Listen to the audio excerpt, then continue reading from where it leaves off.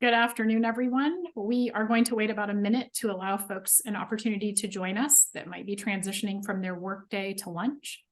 So we'll start at about 12:01.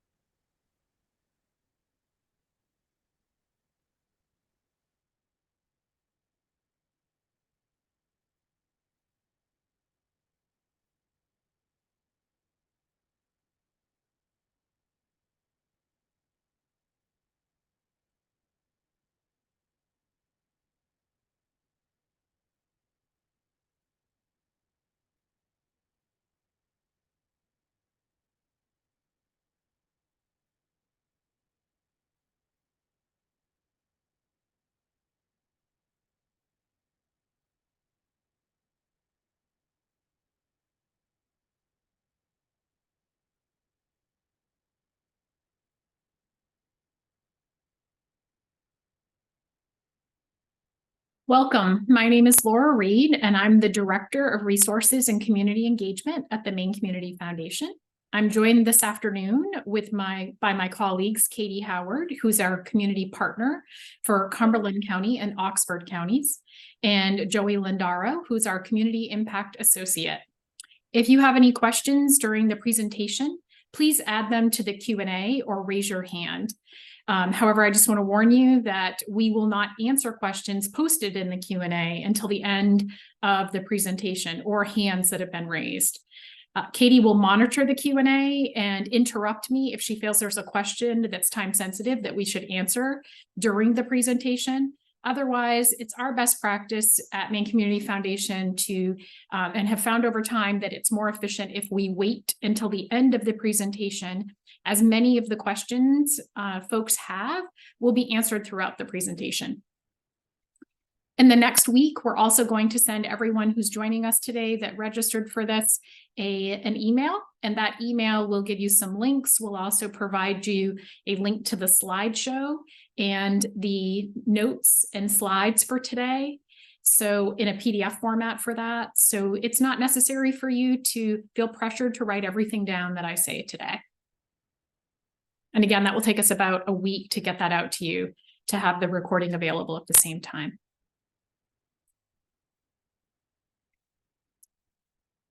So let's just begin a little bit with an overview for folks about the Community Foundation first, and then we will dive right into the Community Building Grant Program.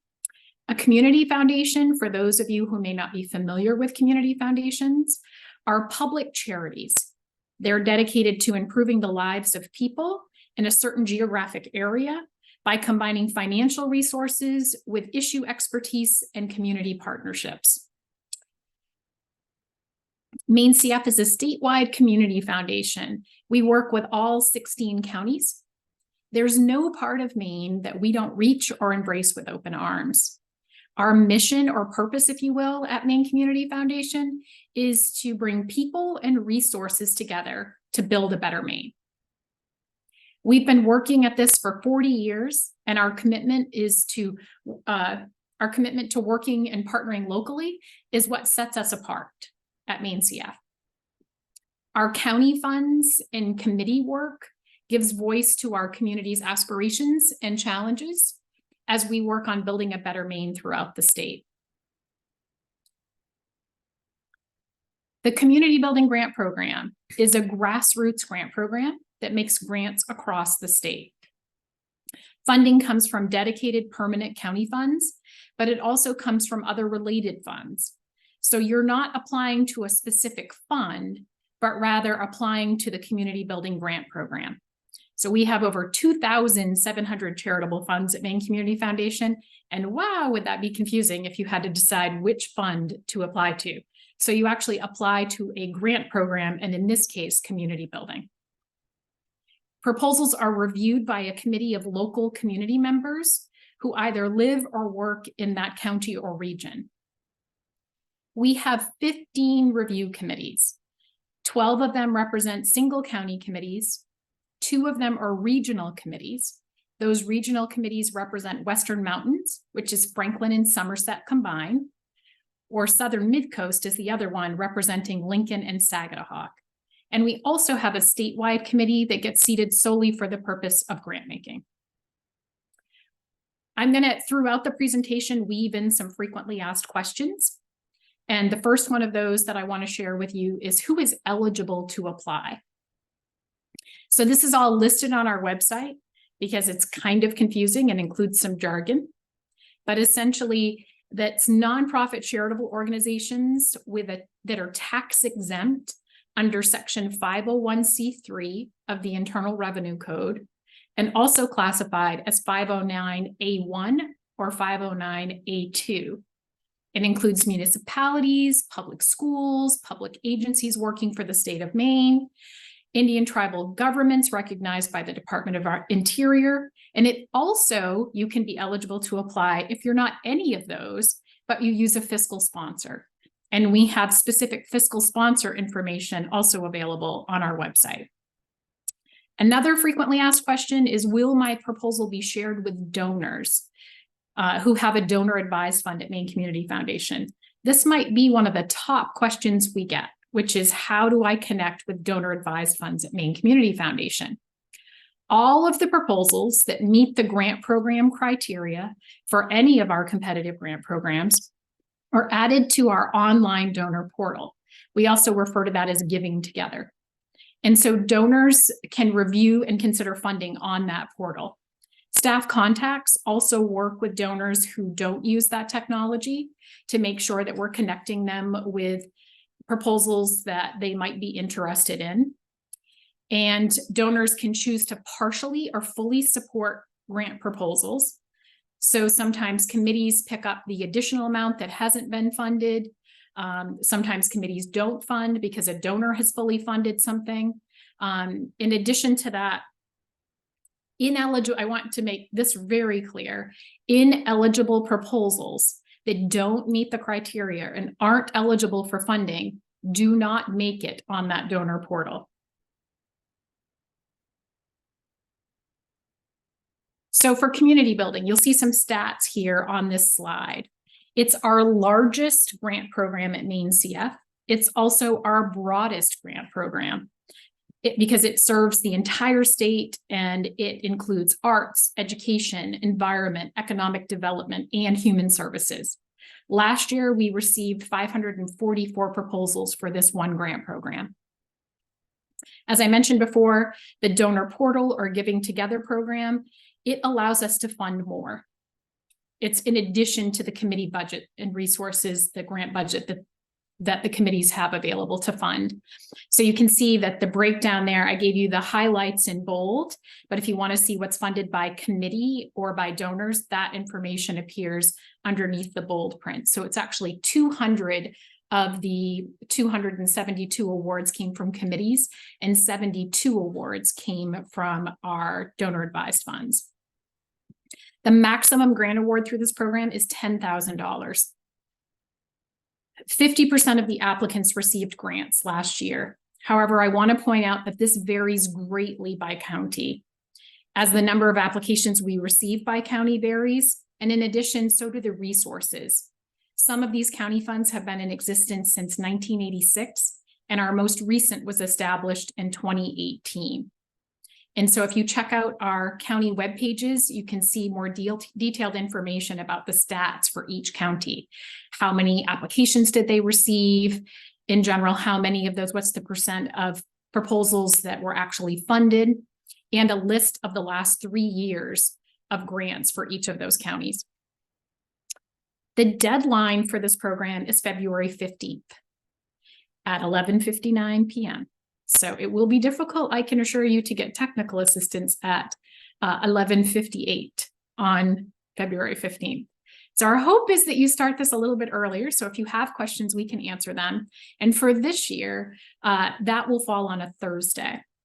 Sometimes when it falls on the weekend, we have to make some adjustments, but it falls on a Thursday.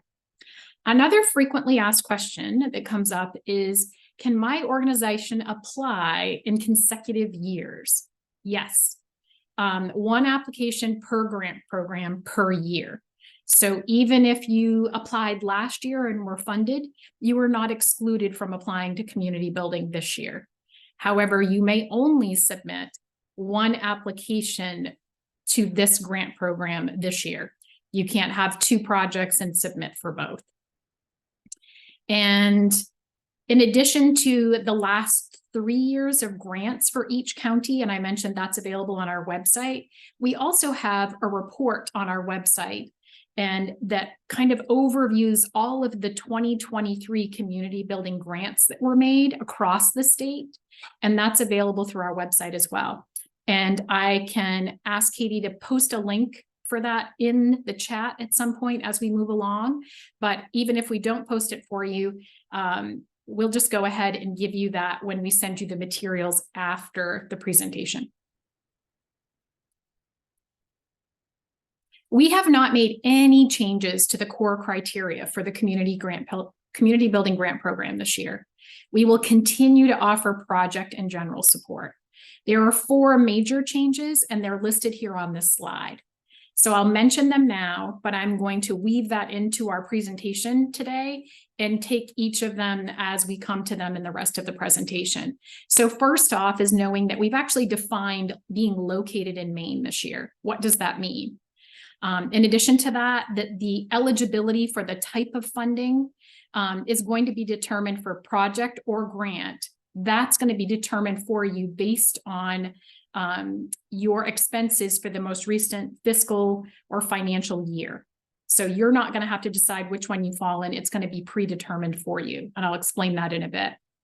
And project support is available for new projects only. So it does not cover expanding or ongoing. Project support is only available to projects that have a total project budget that does not exceed $100,000. Before we talk about general support and project support, I want to talk about something that applies to every type of funding that we do at Maine Community Foundation. We have eligibility and grant guidelines that are available to you on our website. And it'll be highlighted and obvious later in the presentation when I show you the various website resources and how to access the online application.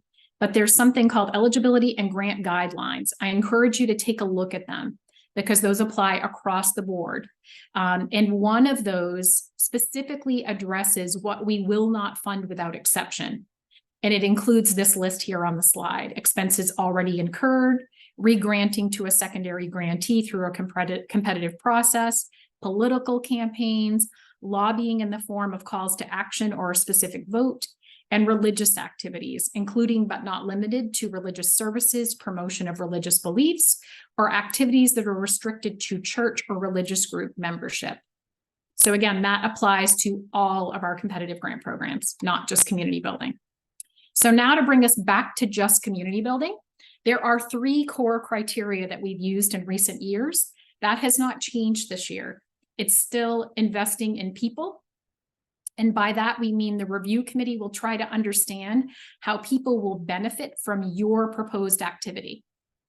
And for engaging the people you serve in the design, delivery, and or evaluation of the work, again, the review committee will evaluate the breadth and depth of the engagement. So we find the most successful proposals involve the people they propose to serve, or if in the case of an organization that they're working with the people they serve in the design, delivery, and evaluation. And strengthen community resources includes organizations, partnerships built in natural environments. While we do recognize that people are a community resource, what we're talking about here is trying to identify an additional community resource that your project will strengthen. And the committee will look to see how a community resource might be improved or used more or even made more accessible.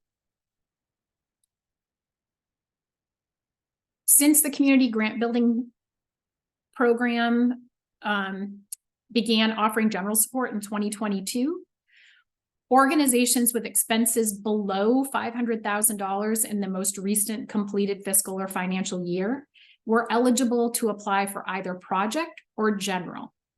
However, one of the most frequent questions we answered was, which of them should I apply for? We found it was very confusing to applicants to try to determine which of these two they should apply for if they were eligible for both. As there's only one source of funding for both funding types, we decided to simplify and tie the eligibility for each type of funding to the applicant's expenses for the most recent completed fiscal or financial year. So if you are below 500,000, you are automatically going to fall in general support. And if you're at or above 500,000, you're going to fall in project. Applicants are now eligible to apply for only one of those, as I mentioned. And you might be thinking, well, this seems like a huge change. Not really.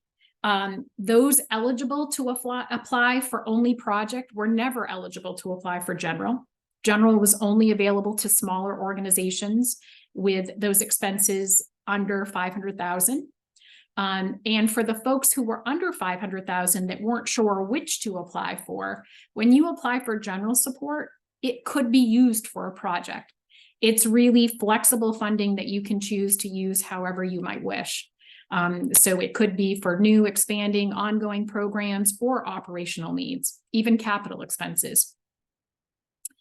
And just to reiterate, if you're wondering, why did we make some of those changes? The focus of this grassroots grant program is on supporting smaller organizations. However, we do know and acknowledge that larger organizations are also out there meeting many of the unmet needs in our communities. And so we have retained project support as a funding option for larger organizations. If you're wondering, if you picked up on the fact that I said we only have one source of funding for both types of funding, it's the same pot of money or same pool of money, if you will. When we started offering general support, we were a little bit concerned that our committees might favor project grants because they have more clearly stated goals or activities and a budget. So to ensure that that didn't happen, we decided and that we could treat them equally, we established target funding goals for each committee based on the amount requested for each type of funding. So we encourage our committees to make awards that maintain the general percentage balance, if you will, between the two types of requests. Across the board, across all 16 counties, it was roughly 50-50 last year. So now I'm going to break that down, and I mentioned we offer general support and project support, but I'm going to talk specifically about each one.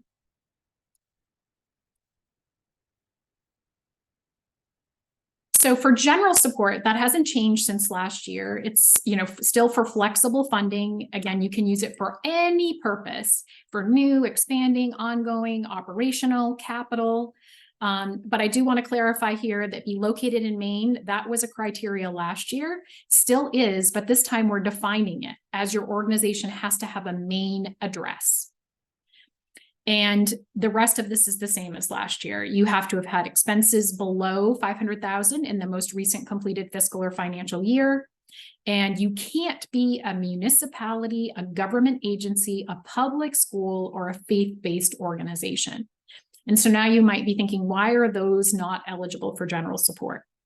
So for municipalities, government agencies, and public schools, Maine CF's funding is not intended to replace public funding sources for general or operating support. So that's why we don't offer general support to those. For faith-based organizations, it's a little more complicated, and it reflects back to that eligibility and grant guidelines that I spent a few moments on that said what we will not fund without exception. And we clearly state there that we cannot fund religious activities, including to, but not limited to, religious services, promotion of religious beliefs, or activities that are restricted to church or religious group membership. So therefore, we can still grant to faith-based organizations under projects, but we can't under general support because you aren't eligible for general support, as we wouldn't know if you were using the support for any of those excluded activities.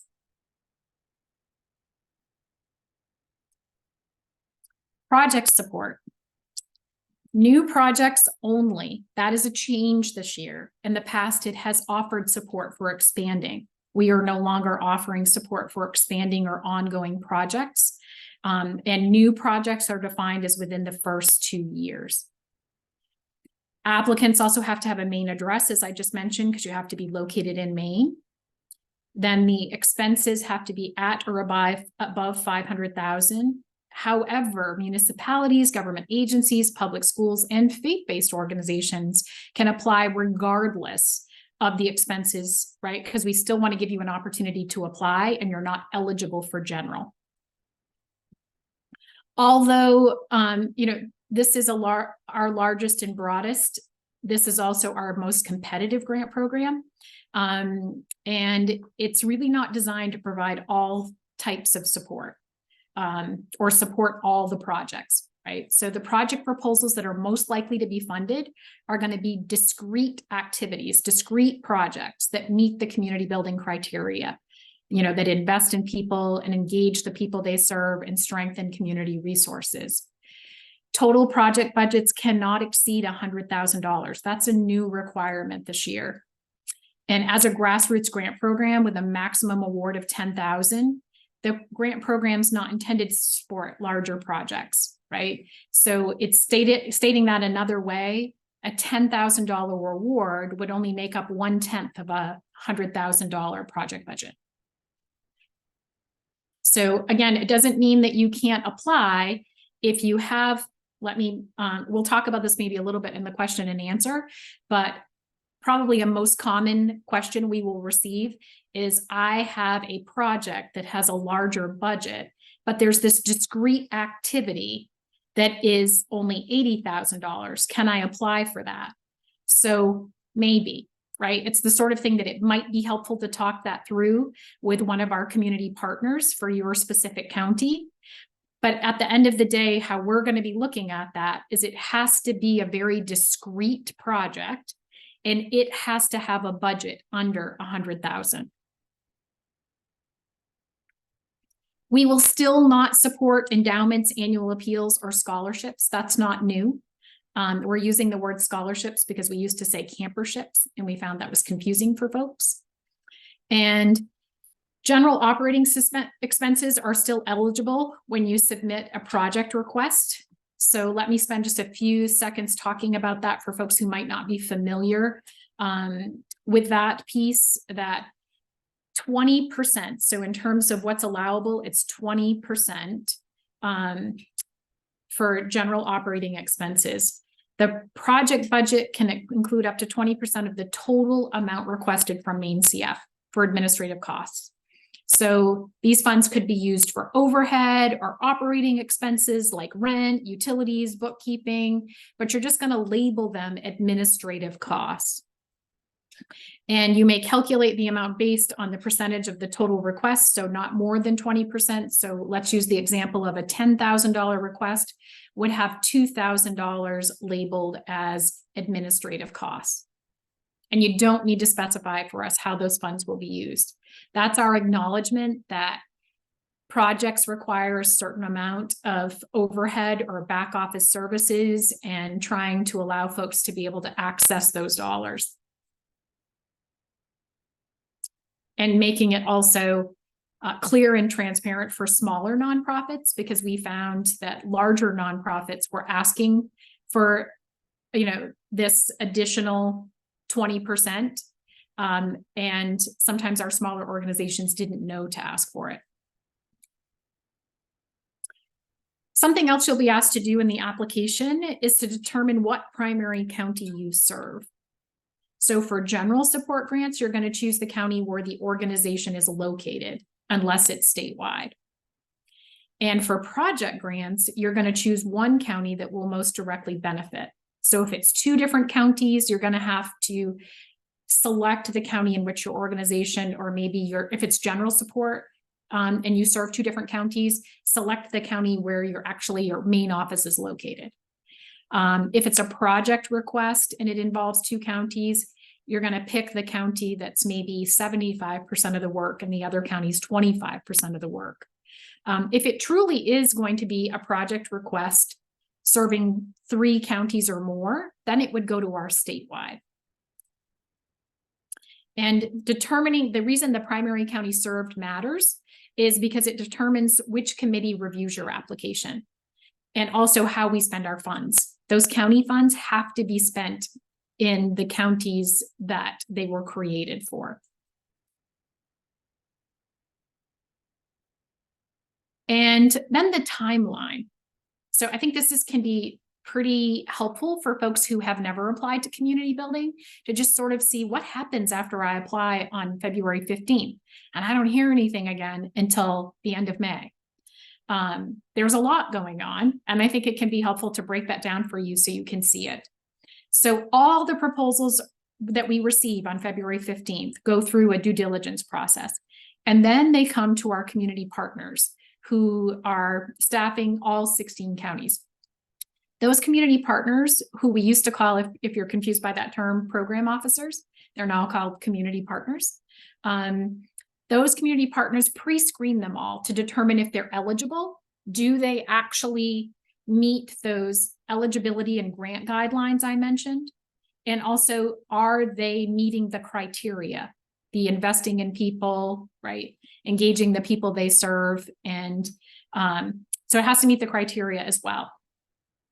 Depending on the number of proposals received, sometimes we have to use a subcommittee to help us assess alignment with that criteria and to limit the final pool of proposals. We have some proposal pools that receive in excess somewhere between 70 and 100 proposals. So we can't tackle 70 to 100 proposals in the grant decision meeting. So we actually have to limit those pools. So the proposals included in the final review pool are assigned to a county advisor or staff member who serves as the lead reviewer and follows up with you, the applicant, by telephone in late March or early April.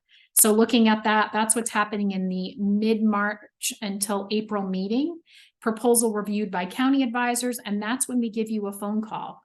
Please note, if you don't receive a phone call, it may be an indication of a couple of different things. It could just be that the committee has a late April meeting date, so they haven't called you yet because they're still doing their reviews of the proposals they've received. It could also be that you didn't make it to the final applicant pool, and that's why you haven't received a phone call. Each county and regional committee collectively reviews all these proposals. We get multiple scores for each proposal included in that final review pool, and also while we're trying to limit to the final review pool. And then they meet and come together as a committee to decide which proposals to fund. And so again, your deadline is February 15th. You will start hearing from us by phone if you make it to the final applicant pool between mid-March and the end of April. And you won't receive any kind of notification by email that you have been awarded or declined funding until mid to late May. When a donor makes a grant, because I mentioned we have the Giving Together system and the donor portal, those folks are, this is happening at the same time the committees are meeting, basically. So if a donor makes an award, we immediately send you a letter and a check. And so that means that you might get a letter and a check before the committee's even met yet. So it's possible, if the donor partially funded it, that the committee might award more. The committee may also choose not to. And so you could get two separate award letters and checks. You may get one, you may get none. And I would encourage you, even when you get a notification by email letting you know what happened with the committee awards, to wait until you receive your actual letter and check before you spend those resources. We try not to make mistakes, but it has happened on occasion. So it's important that you have the check in hand. Not just do it during the electronic notification process. The other reason for waiting until you have it in hand is the electronic notification may not say whether or not it's a full award or partial award.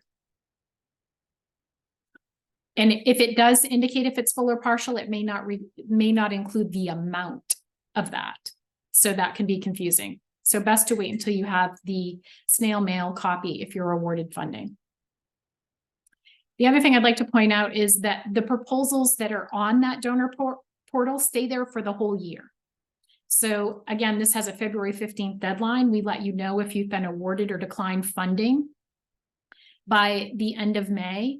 You might still, it is possible, it doesn't happen as, it's not as likely, but you might receive an award later in the year because they do stay up there for donors to take a look at. As I mentioned, notifications for awards and declines are by email through our online system. They come from the following email address, grantproposals@mainecf.org. And that's important for you to know and be checking in the month of May, your spam or junk mail to make sure that they're not going through to that. It also can be problematic if your organization applied and used one staff member's email address and that person has left your organization, right? So you may need to circle back with us if the person who submitted the proposal is no longer with your organization and you have discontinued their email address. And you will only receive a hard copy of a letter if you receive an award. It will come with a check. If you receive a decline, you will not get a physical letter. So that's the first part of this presentation, talking about community building. Now I wanted to spend a few minutes and then we'll wrap up and try to save about 20 minutes for the Q&A. So I want to talk about online resources that are available to you, as well as how to apply online. So the online resources that are available to you are through mainecf.org. That's how you get to our homepage. And if you typed in mainecf.org, it would take you to this page and it would look like this. When you get to this page, this red arrow is marking the word grants. If you hover over grants and click on it, you would come to this page that would say competitive grant programs and deadlines. Actually, I think you might have, you get a drop down box and you'll have to select available grants. And then that would take you to this page. And when you get to this page, I see Joey nodding. So I did miss that step. So when you get to this page, it lists our 20 or so competitive grant programs. Even ones that have recently been discontinued are usually listed here. And there's an explanation of how we will be moving forward with that program, what our intentions are. So community building listed here where that red arrow is, again, if you clicked on that, it would take you to the community building page. And when you get to the community building page, you see this. So this is where I'm going to ask Katie to drop in the chat a link to the community building webpage. This page includes all the community building information that I just went through on these slides, right? And you'll find several links here, particularly at the top. I want to bring your attention to the stuff that's in red, because this is where you would find a document that's about 2.5, 3 pages called Frequently Asked Questions with responses to what those questions are. It also includes a Word document, which is a guidance document that includes all the application questions, but additional guidance for you as to why we asked that question, what we're trying to learn from that question, how we would like you to complete that question to have the greatest success of being funded. So I strongly encourage you to download the guidance document. The guidance document has also been translated into 4 other languages, into Arabic, French, Portuguese, and Spanish. However, the application only appears in English. So this is your opportunity. You'll have to apply in English, but you can actually review the guidance document that includes all of the application questions in those 4 different languages. There's also going to be, this is where you would find a copy of the recorded session for today. In this case, you've registered, so we're actually going to email you a link. But if you hadn't, or let's say next year, you wanted to see this and didn't attend it, you can look at the recording from this page. And the follow-up email will also include the slideshow, the notes that accompany the slides, and those 2 are posted on this page for nonprofits who haven't joined us today. In addition, there's the quick overview part. You can't see this because I'm not live. This is a screenshot that you're looking at, but there's a lot of information about the program in general. What's the deadline? There's even a section on staff contacts underneath this red text that you see. And the staff contacts will list staff contacts by county. And later on in the program, I'm going to show that, and we'll pause there and Katie will post that in the chat. But for now, just know that's how you would get to the staff contacts for your individual counties. And the last thing I want to show you on this slide is the orange or salmon color button up in the right-hand corner that says apply. And it has the red arrow over the top of it. That's how, if you were at the community building page, you could apply to the online program. And another way to get at that is if you came to that maincf.org, as I mentioned, to our homepage, it too has the apply button there. So I just wanted you to know you can access it in either location.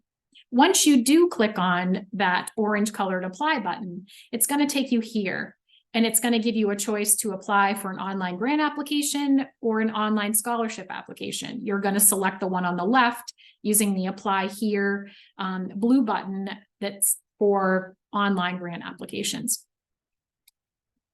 And it's going to take you to a page that looks like this. And in the upper right-hand corner, you're going to see a login button. If you've previously used our online grant application system since we transitioned to apply, you will type in your login information here. If you forgot your password, you will use the forgot your password. So when you click on login, it will give you a forgot your password option. And if you have never used or never applied for an online grant application at Maine Community Foundation, you're going to need to create an account. And you would use the register green button up there in the upper right-hand corner. And then down, I probably should have put a red arrow on this, but under the text, under our logo, where you get into the sentences, it says there for step-by-step instructions on how to start a new grant application. Those instructions are embedded there as well. And I want to mention that if you start an application, you can save it. You can come back to it later. You can even share it with other people in your organization so they can read it and help you edit it. This brings us to the staff assignments, as I mentioned. So Katie's going to post that link in the chat at this point. I want to point out the fact that we've recently had some staffing changes. We're in the process of filling 3 community partner positions. We have made temporary staff assignments to answer your questions related to community building for 2024. And they are listed, that's all up to date on our website and what Katie's also posted in the chat. So our 3 newest staff members will not be answering your questions during this community building cycle. We anticipate they'll be joining us in January, February. And as the deadline is February 15th, and they'll just be getting up to speed, veteran staff members will be answering your questions. The last sort of frequently asked question I want to answer before we move into our question and answer period is, when would it be helpful to speak with a staff member? That's something we get asked a lot. There's a couple of different opportunities and times that it makes sense to speak with a staff member. Applicants can contact a staff member before submitting any application if you have questions or want to determine if your funding request is aligned with that criteria. However, I want to stress here, you're also not required to speak to a staff person, right? We always welcome your call if you have questions, but you're not required to do that to submit an application. Another time that you might want to contact us would be after you have submitted one, but you receive a decline email. You might want to follow up with staff to talk a little bit more about how you might be able to strengthen your application in the future. Sometimes we can only give you general information, like it was a very competitive applicant pool and there just weren't enough resources to go around, that you submitted a great application and they may not have specific feedback for you. Sometimes they can give you very specific feedback about how you might strengthen that in the future. And then another time you might want to reach out to staff would be regarding any questions you might have concerning an award. Your award letter comes with terms and says things, for example, like you have to use the funding within 12 months of receiving it. So let's say you encounter a things don't always come to fruition the way they're put on paper, and you have some sort of a staffing change, or you had to delay your program for some reason, you would want to reach out to staff if you needed to extend the terms of that grant, if you needed to use the money after the 12 months. And before we move on to the Q&A, I would encourage you to use those additional resources that I mentioned on our website, the FAQ, frequently asked questions for community building, and that Word document that's a guidance document, because it has really great information embedded in it and examples as well. And that information is not accessible to you when you're going through the actual live application. It would make it way too long. So the Word version of the application does have that guidance, so I encourage you to download that. And now would be a great time for us to move on to the Q&A, but in case folks drop off at this point, I also want to thank you for joining us today. We appreciate you making time in your busy schedules to be here. And we're going to use this time, the next 20 minutes, to answer any basic or simple questions that folks have. If you have a really specific question and you've already put it in the Q&A and we don't answer it, it's likely because you're going to need to look at the staff contact that was on that prior slide. And I can go back to that staff contact and leave it up for a little bit. And Katie, again, has put the link to that in the chat. You're going to want to go here and contact that staff member if you have a really specific question. We're going to spend this time answering more general questions that might be helpful to the entire audience. So I'm going to turn it over to my colleague, Katie, who's come back on camera at this point. And I'm going to leave this up just for a couple of minutes, and then I will close the slide presentation. She's been keeping an eye on the Q&A, and she's going to read off the questions, and we may take some turns answering these questions as well. So go ahead, Katie. Hello. Yeah, so I'll just I'm reading through the Q&A. So I'll just read the questions, and Laura, you can answer them, if that makes sense. And then raise your hand if you'd like to speak after we get through these. So the first one's from Heather. Just wants to clarify, if you are a larger organization, are you required to apply for project support? Or sorry, you are required to apply for project support, but project support is for new projects. So if you are a larger organization meeting critical community needs, you can only apply if you have a new initiative. Correct. And we do define that as a new project for us is within its first 2 years. So part of the reason for that is we understand that sometimes folks will do a pilot project and not request funding, but then need some money, to bring a pilot project to fruition. And so I think that if the project is within its first 2 years, right, that's where it might get a little bit gray in terms of expanding, right? If it's still a new project in its first 2 years, you can apply for support. But if it's more than 2 years old, you cannot apply for support.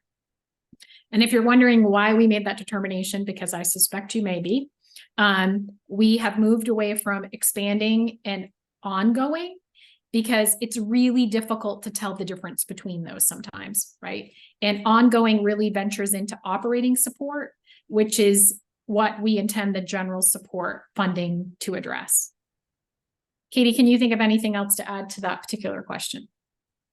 No, I think that's good. Okay, next question. Let's see, does a fiscal sponsor have to be located in Maine as well? That's an excellent question. I don't believe we have addressed that. So we may have to talk about this afterwards. Katie, have you seen this addressed in any of our other programs? I think that they can be located outside of Maine because there are sort of national fiscal sponsors, but definitely worth looking at our fiscal sponsorship information on our website, and then maybe even checking in with your staff person. But I'm pretty sure they are eligible if they're I think so too. And we have seen a lot of fiscal sponsors that have, a different address outside of Maine. But I think what's really important is that the project, so, the project that you're applying for does have a Maine address, right? Next question. I have a few in this sort of same same idea. So this question was from someone with a budget over 500,000 whose greatest need is general operating. Is it possible to submit a separate proposal to be posted on Giving Together for DAFs to browse? It is not. Okay, are statewide applications more competitive than county applications? That's a really hard question to answer. Because again, we have 16 counties, and as mentioned in the presentation, they all receive a different volume of applications and have a different level of resources available to them based on when those funds were started. Not always the date that it was started. Sometimes our newer funds have more resources, right? It really depends on where donors have rallied around supporting these county funds. So I would say that's a difficult question to answer. I don't think I can answer it in a general way, other than, and you may even want to talk with the county staff person for the specific county that you're asking about. But generally, what should lead that determination should be if it's 3 or more, you need to be applying to statewide. Next question. All right, next from Jody, we have under the community building tab of the application, general support section, question 6. The first question is the community resource your organization will strengthen. The second part of the question is how does your organization strengthen the community resource selected above? So in this case, the organization. Can you clarify this question? Yeah, so this is not new criteria. What we found, I'm going to stop sharing this, by the way, at this time. And so what we found is we decided to express this question differently, is that before it just said you have to be strengthening one of these, but people weren't specifying which one they were strengthening. And so we wanted to guide you, if you will, we wanted to guide applicants to pick one and then talk about how they're strengthening that in their community. Katie, can you think of anything else to add to that? No, I don't think so. And, you know, sometimes questions like this can also be really great to bring to your staff person, so you can sort of talk it out more specifically about like what it is that you're applying for. And it's maybe that's a tougher one to answer really specific, really generally. Yeah, I feel like the general answer is you pick one and then you focus on how you're strengthening that one. But the specific, as Katie says, this is a case where we might suggest that you actually speak with your county staff person. Okay. Next question. What is the spending timeline for a project that gets funded? So I didn't focus on that, but I think I did mention under the when you might speak to a staff person is that it's 12 months. So from the date of the check, it's 12 months to spend those funds. Your award letter does indicate that you can request an extension. And we know that sometimes our best laid plans get changed, right? So if you need to have an extension, certainly reach out to us. Oftentimes those are granted. We just want to know why. And sometimes, again, it's because staff has changed, or you had, sometimes it's even seasonally, right? There were certain seasonal requirements and you weren't able to get this done. So it is generally 12 months with the option of doing an extension there as well. All right, next up, and hopefully you can hear me better now. I got thrown some headphones. Could you explain a little more about building capacity of an organization versus people? So Katie, do you want to take that one, or do you want me to take that one? I'll let you take that one. You're gonna let me take that one. Okay. I have to get a drink, so you might have to wait just a second. All right, so the question was, can we talk about what's the difference between strengthening the capacity of the organization versus people? So I think when we're thinking about the capacity of the organization is we're thinking about any activity that that organization might do that would allow them to achieve their mission or their purpose, anything that would sort of free them up to do that. So sometimes it's that you need a volunteer coordinator, right? Or that you are looking at ways to really look at your back office services and be able to consolidate those. It might be that you need to do board development. Like those are like capacity type things we think about. And then in terms of ways that you're strengthening people is to that question about investing in people, right? How are you investing in the people? That's the criteria for this community building grant program, and their skills and ability, their knowledge, those sorts of things are what we're looking for investing in people. Can you think of anything else to add to that, Katie? I don't think so. And also that's another one that's like, it would be great to talk to your staff person about, because they can be more specific about what your organization is doing and what that kind of all looks like. Yeah, it's a So- hard question to answer across sectors. right? Yeah. Sometimes because different sectors would build capacity in different ways. Sometimes there are some commonalities there, but I agree with Katie that that might be worth a phone call. Next question.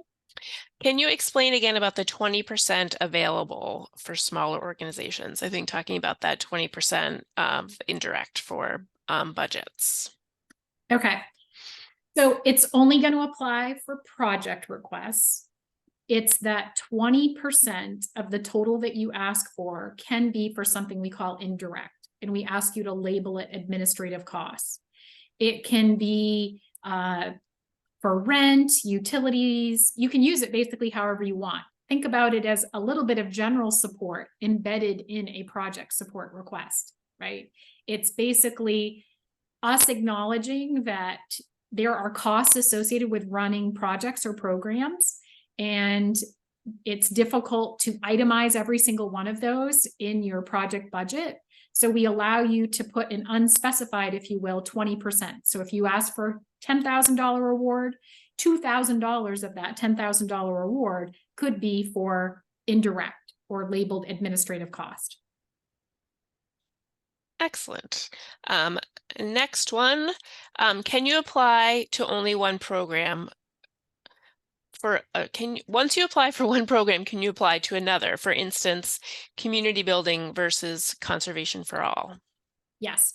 So that is a frequently asked question. And so you can only submit one application per grant program, but it does not inhibit you from applying to other grant programs. So I'm also going to use this example too, because I think this is important. Sometimes our grant programs happen at the same time of year, right? So even in that case, you could apply to, for example, for community building, BIPOC happens at the same time. You could submit an application to both. Next one, I'm going to sort of rephrase. If you don't have something that's appropriate for community building, is there a way to get your organization or project in front of our donor advised funds?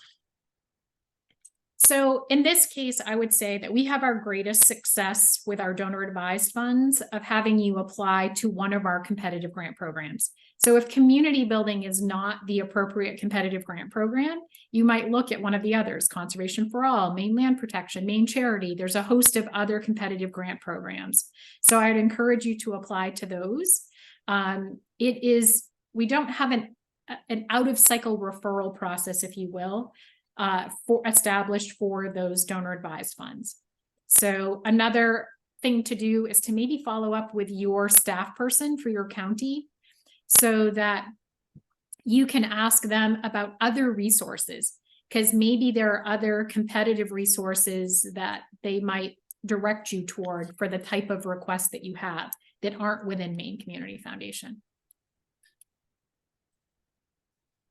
Michaela had a couple questions, and I think I'm phrasing this correctly. Can you still apply directly to a county fund, or does the statewide program collect and funnel proposals? They were saying it used to be that if you had a county fund, you applied to the county funds, and they're in Kennebec County. Okay. Yeah. Does that make sense? Yeah, it's a little bit confusing. So I think where this question comes from is it predates us having representation across the entire state, right? So now we have representation where we have either county funds or regional funds across the entire state. So there was a period of time when we didn't. And if you were, Kennebec was the last fund to come on board. If you were Kennebec, you just defaulted to statewide, right? So that's not the case anymore. Now we have county and regional funds across the entire state. There is Western Mountains, that's Franklin and Somerset, Southern Midcoast, that's Saginaw and Lincoln. And then there are 14 other individual county funds. So that goes also back to the question where at the beginning I said, don't apply to a fund, you apply to a grant program. So you apply to the community building grant program and we will decide which committee or fund it might be eligible for. All right, we just got a few left and we'll see if we Okay. can get us done in the next few minutes. What constitutes a discrete activity? So let's say that I'm trying to like use an example here, right? But again, I think this is the kind of thing that I think it would be most helpful for you to talk with your individual county staff person. Because my suspicion is you have something in mind. And if you have something in mind, we're going to better be able to answer this if we know what those details are. So I'm just going to use this as an example. Let's say you have some larger project that requires a kitchen renovation for you to be able to offer food preparation services and soup, like let's say Tuesday free soup meals for your community, right? Then that would be something very discrete, right? So it is maybe you have a renovation that you're doing to your building, but you need to renovate specifically for this kitchen because you have these other things that you're planning to do in this kitchen. I don't know that that's the best example, but that's the best I have to offer you right now. Again, I think you're going to get better information about this if you could talk with your specific county person. All right, 2 questions related to costs already incurred. Can you elaborate a little bit more on how grant funds cannot be for costs already incurred? Yeah, so there's a part of the application, we used to deal with this directly, but now it's a checkbox that you're going to put in the application that's going to say you haven't already incurred these costs. We are not able to retroactively fund costs that you've already incurred.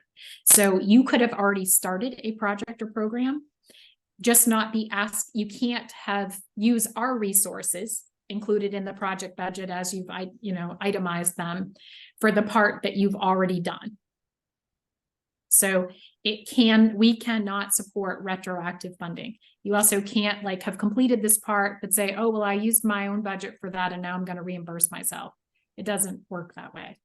And there's more when you get into the actual application, it is going to give you a statement where you're going to have to click a box that says, I agree. That's going to say that you have not incurred these expenses.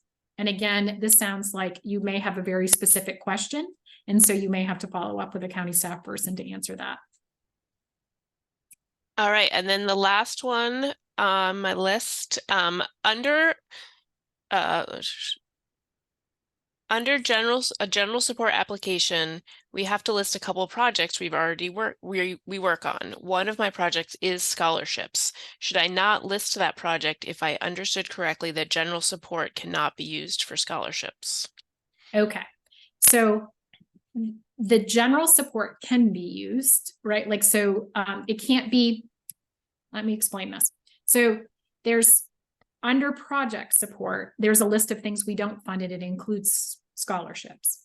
If if what you're referencing is that the eligibility and grant guidelines said that it can't be re-granted, that is true, right? So I think here what becomes, it is okay if that's one of the big things you do is offer scholarships. I think it's okay to list that. We would just be relying on the fact that you're following those eligibility and grant guidelines. And then, so we had a follow-up question to define scholarships, which is always a good question. That's a tough one. So I would say, because we are at time, I am going to punt this one to your individual situation because it seems very specific to me. I don't think this is a question that's going to benefit the vast majority of people on the call. So I would say you're going to need to talk with your county staff person. We got rid of the word camperships because that was confusing for people, because campership is basically a scholarship, right? So I think you're going to have to talk it through with someone, and we'd be happy to do that. But we are at 1 o'clock. So I'm going to say, if there is anything that didn't get answered, if you had your hand raised and we didn't answer your question, or you put something in the Q&A and we missed it, please feel free to reach out to the staff person for your county that's assigned to it. You can also reach out to myself, and we would be happy to try to answer those questions. Again, we appreciate your time today and hope that you found this to be helpful. Have a nice afternoon. Bye, everyone. Thank you. Thanks, everyone.